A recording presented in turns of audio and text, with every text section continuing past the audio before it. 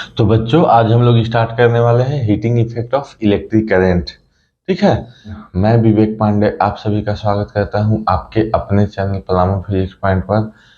तो heating effect of electric current मतलब electric current का हीटिंग इफेक्ट हम लोग आज देखने वाले हैं। तो कभी आप सोचे हैं जैसे स्विच ऑन किए, सबसे सिंपल सा एग्जांपल है, स्विच ऑन किए तो आयरन तो सबके घर में होगा, करते भी होंगे, ठीक ना। तो स्विच ऑन करते हैं जब आयरन का, तो आयरन गर्म क्यों होने लगता है? ठीक है। सोचे हैं कभी आप ये आयरन गर्म क्यों हो रहा है? उसमें तो बस करंट जा रहा है। करंट तो और भी सारे सब्सटेंस में जा रहा है ना, तो वो सब गर्म क्यों नहीं हो रहा है? घर में जितना भी इलेक्ट्रिकल इक्विपमेंट हम लोग यूज कर रहे हैं, करंट तो सब में जा रहा है, तो वो सब गर्म क्यों नहीं हो रहा है? आयरन में जा रहा है तो आयरन गर्म हो रहा है।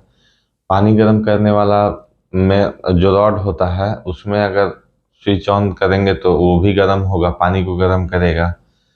गीजर का स्विच ऑन करेंगे, हीटर का स्विच ऑन करेंगे, तो ये सब चीज गर्म होने लगता है, क्यों? तो देखिए, मान लीजिए कि एक छोटा सा तार हम ले रहे हैं अभी, ठीक है, एकदम स्ट्रेट वायर ले रहे हैं। तो अगर मान लीजिए कि स्विच ऑन किए तो करंट का डायरेक्शन हाई से लो की तरफ होता है, मतलब प्लस से माइनस की तरफ करंट ऐसे फ्लो करेगा, और जस्ट अपोजिट डायरेक्शन में उसके इलेक्ट्रॉन मूव करेगा, मतलब इलेक्ट्रॉन का मूवमेंट माइनस से प्लस की तरफ होगा। तो एक चीज याद रखिएगा कि दुनिया में कोई भी चीज अगर मूव कर रहा है, गति कर रहा है, मोशन में है, तो अगर कोई भी चीज मोशन में है तो हीट प्रोड्यूस होगा ही होगा। आप भी अगर ज्यादा देर तक चले ना तो आपका शरीर भी गर्म हो जाएगा। तो दुनिया का छोटा से छोटा पार्टिकल भी अगर चलेगा तो हीट जनरेट होगा ही होगा बच्चों, ठीक ना। उसके बाद दूसरा कॉन्सेप्ट आते हैं रेजिस्टेंस पर। यहाँ अब मान लीजिए एक हम रेजिस्टेंस लगा दिए, ठीक है। रेजिस्टेंस में बताए थे पिछला क्लास में कि क्रोम, कॉन्स्टेंटन, मैग्नीन ये सब का यूज करते हैं, ठीक है, क्योंकि ये सब का रेजिस्टेंस बहुत हाई होता है। बहुत हाई होता है मतलब नॉर्मल जो हम लोग कॉपर वायर घर में यूज करते हैं उसका 60-70 टाइम्स होता है इसका रेजिस्टेंस। तो रेजिस्टेंस अगर ज़्यादा रहेगा किसी भी सब्सटेंस का, तो क्या इलेक्ट्रॉन को पास होने देगा? इलेक्ट्रॉन तो इधर से इधर आ रहा है, इलेक्ट्रॉन को पास होने देगा? नहीं होने देगा। अब देखिए, इलेक्ट्रॉन को जब पास नहीं होने देना चाहेगा तो इलेक्ट्रॉन क्या करेगा? एक ही जगह पे, एक ही, मान लीजिए यहाँ पहुंचा, यहाँ से यहाँ गया, ठीक है, यहाँ तक इसको दिक्कत नहीं है, यहाँ से जैसी इधर मुड़ा तो एक ही जगह पे। अब इसका जो रजिस्टिविटी पावर है, ठीक है, यहाँ से मान लीजिए हमको यहाँ जाना है, बीच में हमको चार आदमी पकड़ के खींच रहा है, बीच में चार आदमी पकड़ के खींच रहा है, तो उन चारों से ज्यादा दम जब तक मेरे पास नहीं हो गया, हम उन चारों पे जब तक, वो चारों हम पे जितना दम लगा रहे हैं उससे ज्यादा दम हम नहीं लगाएंगे, इस जगह को हम पार नहीं कर सकते हैं। मतलब एक ही जगह पर नाचते रहेंगे, यहाँ से इसे इसे इसे, लेकिन हमको आगे बढ़ने ही नहीं देगा, हमारा अपोज कर रहा है। नॉर्मली आप ही लोग देखिए ना, मान लीजिए आपको एक बार घर से मार्केट भेजा जाता है कि बाबू जाओ 2 किलो आलू लेके आ, फिर भेजेगा कि जाओ 2 किलो चीनी लेके आ, फिर आए तो भेज देगा कि नहीं 1 किलो प्याज लेके आओ, ठीक है। तो एक ही जगह पे बार बार दौड़ाएगा तो गर्म हो जाइएगा कि नहीं आप भी। तो उसी तरह यहाँ पे क्या हो रहा है, इलेक्ट्रॉन जो है एक ही जगह पे आगे पीछे होते रहेगा जब तक इसके पावर से ज्यादा पावर इसके पास ना आ जाए। फिर यहाँ से थोड़ा आगे बढ़ेगा तो यहाँ पे आगे पीछे होते रहेगा, फिर थोड़ा आगे बढ़ेगा आगे पीछे होते रहेगा। तो क्या करेगा सर्किट को, मतलब जो हमारा डिवाइस है उसको क्या करेगा, गर्म कर देगा, ठीक है। तो हम लोग अब इसका डिफिनीशन देखते हैं बच्चों। when an when an electric current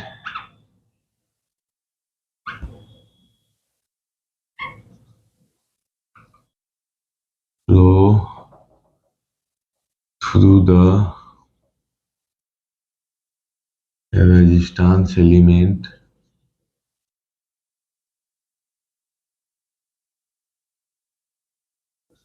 and flows through the resistance element, the flowing charges the flowing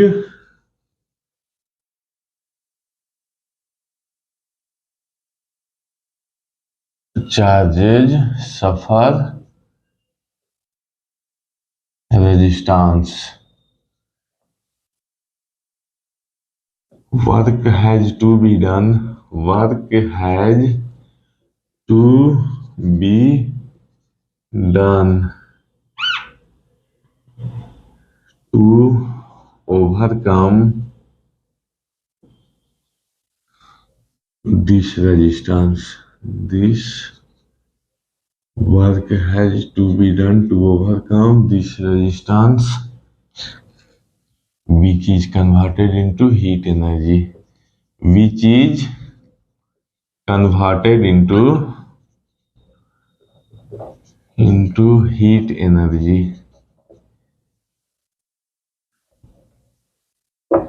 किसी भी एलिमेंट में या एलॉय में अगर करंट फ्लो कर रहा है, ठीक है, किसी भी सर्किट में करंट फ्लो कर रहा है इलेक्ट्रिकल सर्किट में, तो क्या होगा, जो रेजिस्टेंस एलिमेंट होगा, जो रेजिस्टेंस एलिमेंट होगा, करंट को अगर फ्लो करना है तो करंट को रेजिस्टेंस के पावर से ज्यादा पावर लगाना होगा, और ज्यादा पावर लगाने के चक्कर में क्या होगा, हीट जनरेट होगा। मतलब ज्यादा पावर लगाएंगे तो एनर्जी हमको ज्यादा चाहिए ना, एनर्जी ज्यादा चाहिए तो वही एनर्जी जो है हम लगा रहे हैं, वही एनर्जी हीट एनर्जी में कन्वर्ट हो जाता है, समझे। If Q amount of charge flow through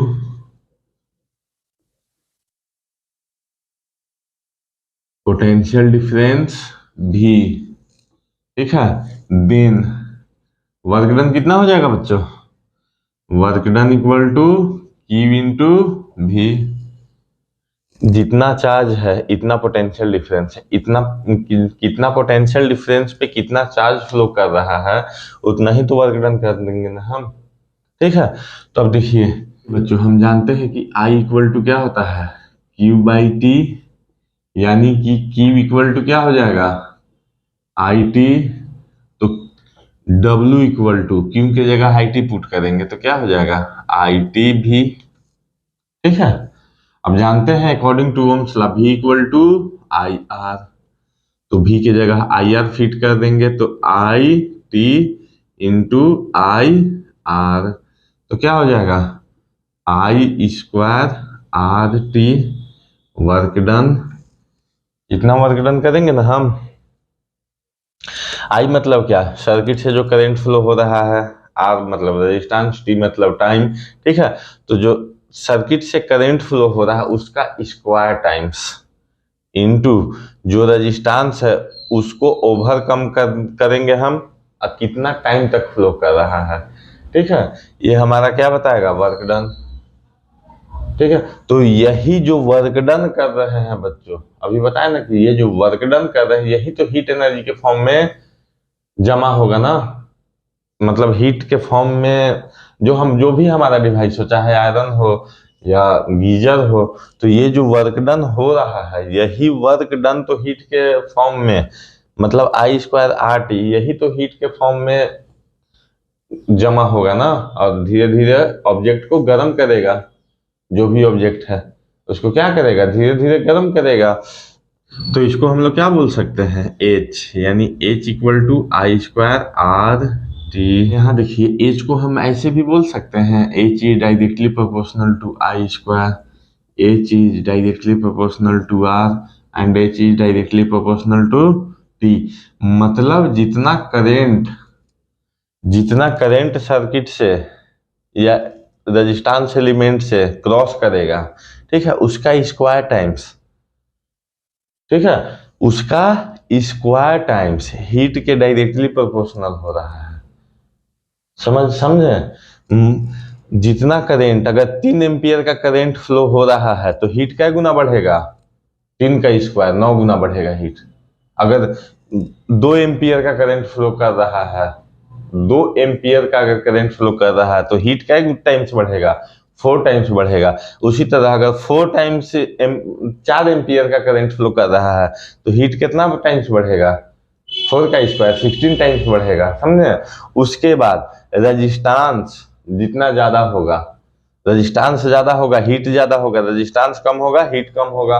उसी तरह कितना देर के लिए हम इलेक्ट्रिसिटी दे के रखे हुए हैं सर्किट को, ठीक है।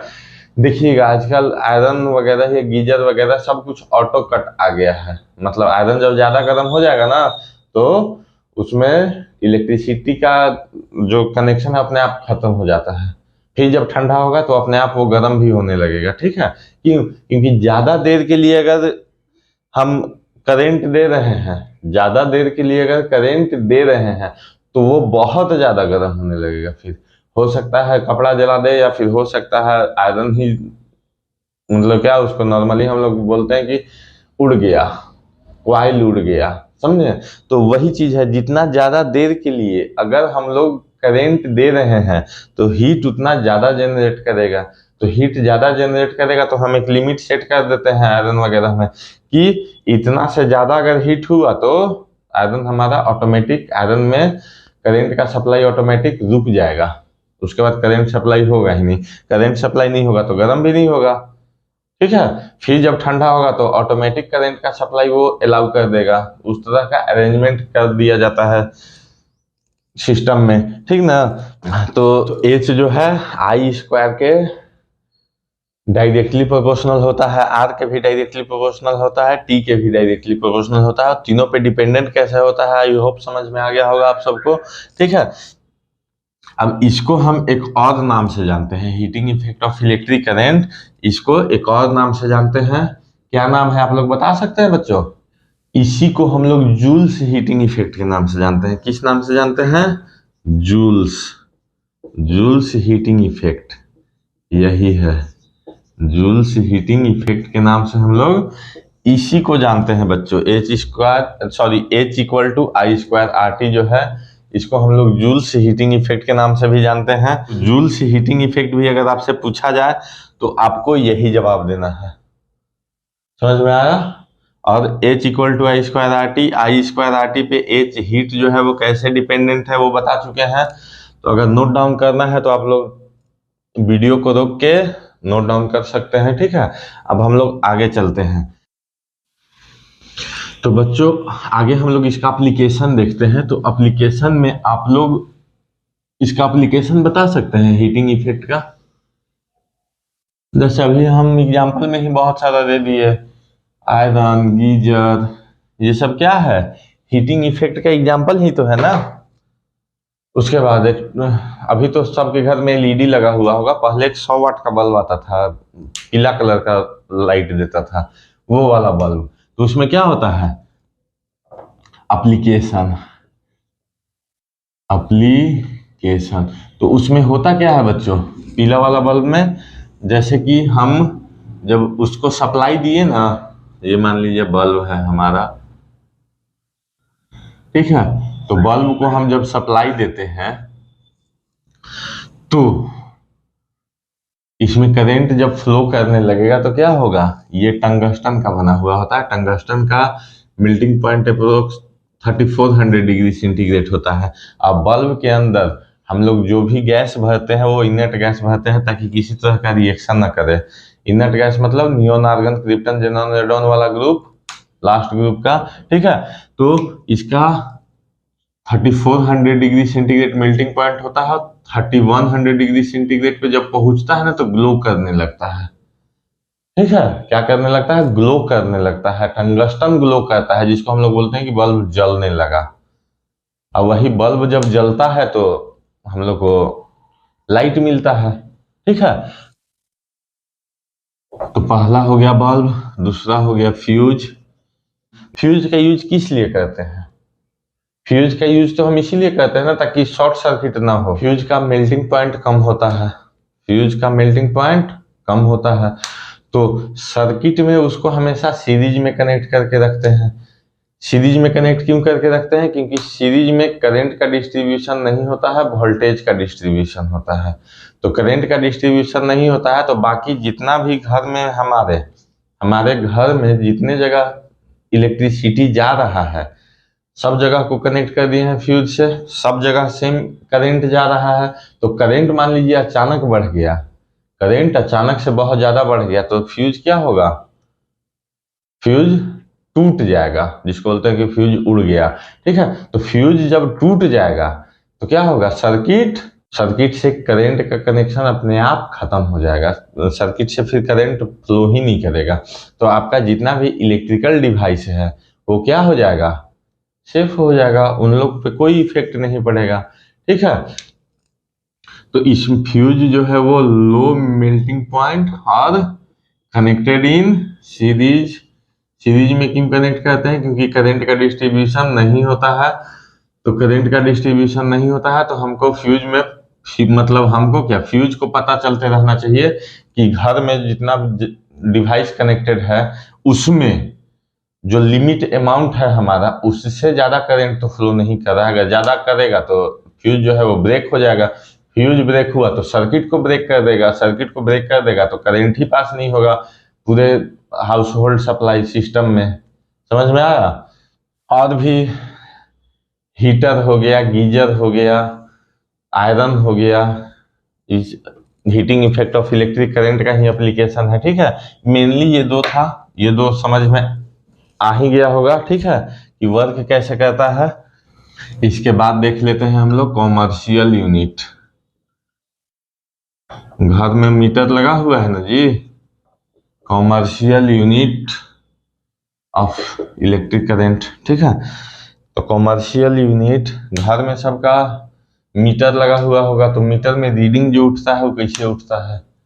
ठीक है, एक यूनिट का वैल्यू कितना होता है, कितना एनर्जी हमारा जो डिवाइस है घर में वो कितना एनर्जी कंज्यूम करेगा, तो एक यूनिट उठेगा बिजली का बिल।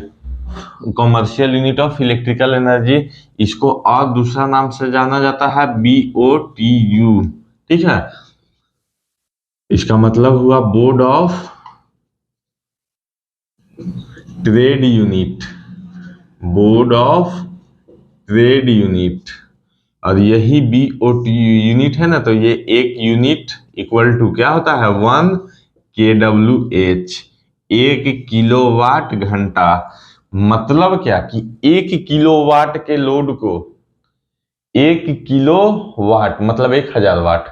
ठीक है, 1 किलोवाट के लोड को अगर हम 1 घंटा तक यूज करेंगे तो जो एनर्जी वो डिवाइस जो है कंज्यूम करेगा उसको क्या बोलेंगे हम, एक यूनिट उसी को बोलेंगे। ठीक है, तो इसको हम एनर्जी के फॉर्म में कन्वर्ट करके देख सकते हैं। 1 kWh इक्वल टू क्या हो गया, 1000 वाट इंटू 60 इंटू 60 सेकेंड, तो कितना हो गया, 6 6 जा 36, 36 इंटू 325 इंटू 10 का पावर 5 वाट सेकेंड। ठीक है, इसको हम लोग क्या बोलते हैं, 36 इंटू 10 का पावर 5 जूल। मतलब 1 किलोवाट का सब्सटेंस को 1 घंटा तक यूज करेंगे तो इतना एनर्जी वो कंज्यूम करेगा बच्चों, समझे। तो 1 किलोवाट आवर या 1 kWh का वैल्यू कोई पूछे तो बता सकते हैं 36 इंटू 10 का पावर 5 जूल। और एक पॉइंट इधर अगर घसका दिए तो 3.6 इंटू 10 का पावर 6 जूल भी बोल सकते हैं इसको, या 3.6 मेगा जूल भी बोल सकते हैं, क्योंकि मेगा का वैल्यू कितना होता है, 10 का पावर 6। ठीक है, तो 3.6 मेगा जूल भी बोल सकते हैं, 3.6 इंटू 10 का पावर 6, 36 इंटू 10 का पावर 5, सब 1 kWh का ही वैल्यू है। तो कॉमर्शियल यूनिट समझ में आया कि एक यूनिट कब उठेगा बिजली बिल हमारा, जब 1 किलोवाट के लोड को या 1000 वाट, 1 किलोवाट के लोड को या 1000 वाट के लोड को 1 घंटा तक हम लोग यूज करें या 3600 सेकेंड तक हम लोग यूज करें, तो जो एनर्जी कंज्यूम होगा उसको क्या बोलेंगे, एक यूनिट। क्या बोलेंगे, एक यूनिट बच्चों। उसके बाद देख लीजिए रेटिंग। ठीक है, जैसे आप कोई भी इलेक्ट्रिकल सामान लेते हैं ना तो सब पे रेटिंग लिखा हुआ रहता है। जैसे आप नॉर्मली बल्ब ले रहे हैं, इलेक्ट्रिक बल्ब, तो उस पर देखिएगा लिखा हुआ रहेगा 60 वाट 220 वोल्ट, मतलब पोटेंशियल डिफरेंस 220 वोल्ट का होना चाहिए, और कितना उसका पावर कितना कंज्यूम करेगा, तो 60 वाट का पावर कंज्यूम करेगा बच्चों। ठीक है, पावर कितना कंज्यूम करेगा, 60 वाट का, और पोटेंशियल डिफरेंस कितना होना चाहिए, 220 वोल्ट।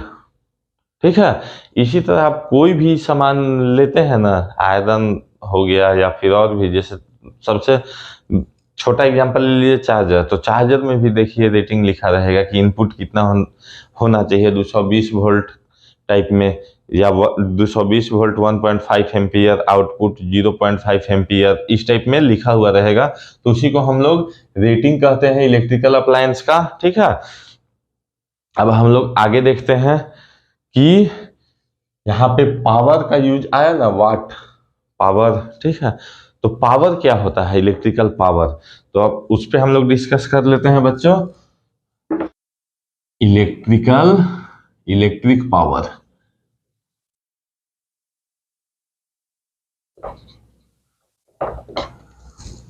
तो पावर किसको कहते हैं बच्चों, रेट ऑफ डूइंग वर्क को, रेट ऑफ डूइंग वर्क मतलब जितना ताकत रहेगा उतने स्पीड में काम करिएगा ना, ताकत ही नहीं रहेगा तो काम कर पाइएगा, नहीं कर पाइएगा। तो रेट ऑफ डूइंग वर्क को क्या कहते हैं, पावर। तो रेट एट विच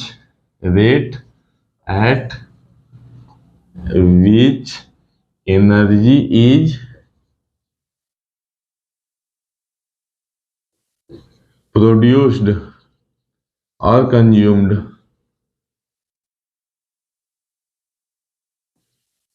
ठीक है, मतलब रेट तो समझ ही रहे हैं ना, rate per unit time, rate मतलब पर यूनिट टाइम में हम बात करेंगे। तो rate at which energy is produced, in उस रेट का हम बात कर रहे हैं इलेक्ट्रिकल एनर्जी में, जिस रेट पे एनर्जी को या तो प्रोड्यूस किया जाए या कंज्यूम किया जाए, दोनों में से हम कुछ भी करेंगे तो उसको क्या बोलेंगे, इलेक्ट्रिकल पावर। अब यहाँ करेगा कौन, तो इलेक्ट्रिसिटी करेगा, मतलब जो भी की काम होगा वो ड्यू टू इलेक्ट्रिसिटी होगा, हमारे ताकत लगाने से इलेक्ट्रॉन जल्दी नहीं घूमेगा। ठीक है, पोटेंशियल डिफरेंस बढ़ाने से इलेक्ट्रॉन जल्दी घूमेगा, तो उसमें हमारा रोल कुछ नहीं है, हमको बस कनेक्ट कर देना है। ठीक ना, तो rate at which energy is produced और कंज्यूम्ड, क्या बोलेंगे उसको, इलेक्ट्रिकल पावर। तो देखिए पावर इक्वल टू क्या हो जाएगा, P equal to work done by time, rate of doing work, तो work done by time. W equal to अभी क्या आया था, आई स्क्वायर आर टी लाए थे ना जी, W equal to I square R T, तो I square R T, W equal to I square R T by T, T से टी कैंसिल, यानी क्या आया आई स्क्वायर आर। तो P इक्वल टू पहला फॉर्मूला हमको क्या मिला, आई स्क्वायर आर। देखिए अब यहाँ V equal to I R, according to Ohm's law हम जान रहे हैं, तो I इक्वल टू क्या हो जाएगा, V बाई आर, और R इक्वल टू क्या हो जाएगा, V बाई आई। तो पुट कीजिए R इक्वल टू क्या, I square, R equal to V by I से स्क्वायर कैंसिल, यानी P equal to V I. यानी कि यहां से हम ये भी बोल सकते हैं कि पोटेंशियल डिफरेंस और करंट के प्रोडक्ट को पावर कहते हैं। ठीक है, उसके बाद यहाँ देखिए इसमें I का वैल्यू अब पुट करते हैं, तो P इक्वल टू क्या हो जाएगा, I equal to V by R है, तो V बाई आर का स्क्वायर इंटू आर, यानी V square by R square into R, तो आर से आर का स्क्वायर खत्म, तो क्या बचा, V स्क्वायर बाई आर। ठीक है, तो P का देखिए कितना फॉर्मूला मिल गया हमको, P equal to I square R, V square by R और V आई, तीन गो फॉर्मूला मिल गया ना। ठीक है, तो इलेक्ट्रिकल पावर किसको कहते हैं समझ में आ गया होगा। अब आगे हम लोग इसका पावर तो समझते हैं ना जी, किसी भी काम को करने के लिए क्या चाहिए, ताकत चाहिए, ठीक है। जितना ज्यादा ताकत होगा कोई भी काम को बोला जाएगा करने के लिए, तो हम उतना ज्यादा स्पीड में करेंगे, तो वही चीज है रेट ऑफ डूइंग वर्क। अब यहाँ रेट ऑफ डूइंग वर्क जो हो रहा है वो इलेक्ट्रिसिटी के कारण हो रहा है, तो इलेक्ट्रिक पावर हो गया, ठीक है। या rate at which energy is produced और कंज्यूम, तो समझ में आ चुका होगा। और इसका फॉर्मूला ये सब याद रखिएगा। अब इससे रिलेटेड हम लोग कुछ न्यूमेरिकल कर लेते हैं बच्चों, ठीक ना। उसके पहले न्यूमेरिकल करने से पहले इसका एसआई यूनिट देख लीजिए। एसआई यूनिट क्या होता है, वाट होता है। एसआई यूनिट क्या होता है बच्चों, वाट होता है। अब अगर कोई पूछ दे कि 1 वाट का वैल्यू क्या होता है, व्हाट इज 1 वाट, तो देखिए वी आई है ना, तो 1 वोल्ट अगर रखते हैं और 1 एम्पियर का करंट फ्लो करवाएंगे, मतलब किसी भी कंडक्टर का अगर पोटेंशियल डिफरेंस हम 1 वोल्ट करते हैं और उससे 1 एम्पियर का करंट फ्लो होता है, तो उसका पावर कितना होगा बच्चों, 1 वाट उसका पावर हो जाएगा, समझे। और ये जो है स्केलर क्वांटिटी होता है। कि कौन सा क्वांटिटी होता है बच्चों, स्केलर क्वांटिटी होता है, वेक्टर क्वांटिटी नहीं होता है, ठीक है। तो अब हम लोग इससे रिलेटेड कुछ क्वेश्चन देख लेते हैं। तो मान लीजिए बच्चों एक बल्ब है जिसका रेटिंग है 100 वाट, ठीक है, और 220 वोल्ट, तो इसको पोटेंशियल डिफरेंस 220 वोल्ट के अक्रॉस ही कनेक्ट किया गया है। तो पूछ देगा इसमें से बल्ब में से कितना करंट फ्लो करेगा, तो क्या करेंगे, देखिए पहला सबसे पहले तो एकदम सिंपल तरीका है, जानते हैं P equal to V into I. Power कितना दिया हुआ है 100 watt equal to 220 volt into I, तो आई इक्वल टू क्या हो जाएगा 100/220, ठीक है। 2 5 जा 10 11, यानी कि 5/11 डिवाइड कीजिए 11 0.11 4 टाइम्स 44 60 11 5 या 55 0.5 एम्पियर अप्रोक्स इतना ही करंट फ्लो करेगा बल्ब में से बच्चों। दूसरा तरीका, अगर हम दूसरा तरीका से बनाना चाहें बच्चों तो कैसे बना सकते हैं, तो देखिए हम जानते हैं P equal to V²/R। V कितना है, तो R इक्वल टू क्या हो जाएगा, मान लीजिए कि इसमें रेजिस्टेंस भी पूछ देता, रेजिस्टेंस और करंट दोनों पूछता, तब कैसे बनाते, तो P इक्वल टू V²/R, तो R इक्वल टू क्या हो जाएगा V²/P। V का वैल्यू कितना है 220, तो 220 का स्क्वायर मतलब 220 इंटू 220/P। पावर कितना है 100 वाट का है, 2 जीरो से 2 जीरो कैंसिल, यानी 22 का स्क्वायर, तो R इक्वल टू कितना मिल जाएगा हमको, 22 का स्क्वायर कितना होता है 484 ओम, रेजिस्टेंस मिल गया।